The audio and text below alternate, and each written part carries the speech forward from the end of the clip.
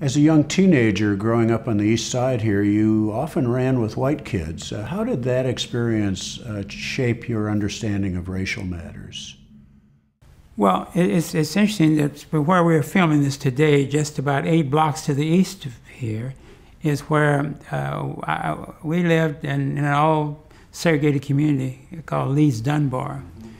And when our house burned down, and we lived in a barn, actually lived in a barn for about 10 days.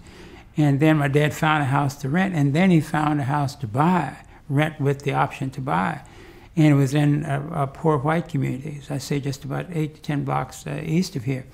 And of course, after fighting and being called the N-word and that kind of thing, and then we became friends. And then they became the object of attack.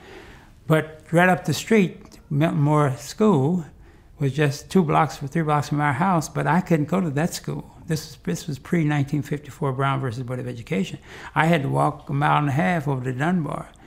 And then the stores around, in fact, there was a drugstore right down the street here on Indiana, that my dad had a trash route where he had a contract with businesses to haul trash.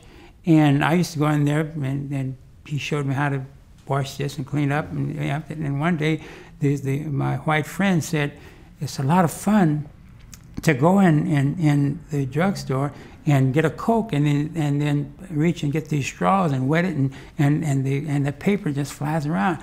So we hustled some bottles and sold them, and I get up and we put all the money up there. The son of the owner served all of us, and we were there with our glasses of Coke. The owner, who was a pharmacist, and came around and took my glass and reached and got one of those cone cups, a lily cone cup, and poured mine and told me to go stand by the door. And so I said, what did I do? Because I was afraid I'd done something wrong. He said, well, stand by the door or get out. And I stood by the door. He knew me because I'd been coming there all the time. And my friend said, well, why is Alvin standing by the door? Why isn't it? We were only 9 or 10, 11 years old. And eventually he told all of them to get out. Well, then I knew the difference then, but I didn't say anything. We had this thing with my white friends that anytime something happened where we figured we were going to get into trouble, we'd find some glass, prick our fingers, and we would become brothers and blood all the way around, you know. I guess their parents didn't know, because if they'd known, they probably felt, well, hey, you got some Negro blood in him, you know, this kind of thing.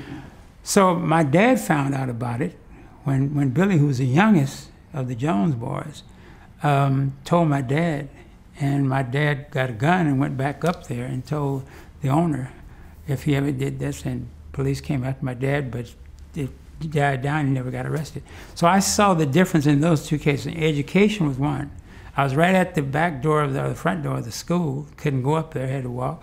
And then the incident to where I had to get up to go and couldn't drink out of the glass and the drugstore. That my dad knew the man, but I thought it was kind of odd also, that this man was much younger than my dad, but my dad always called him Mister, and he called my dad by his first name, and my dad kind of laughed at some things that weren't funny. He would tell jokes about black people. My dad would laugh, and it was a long time before I understood that he was laughing, getting by for me.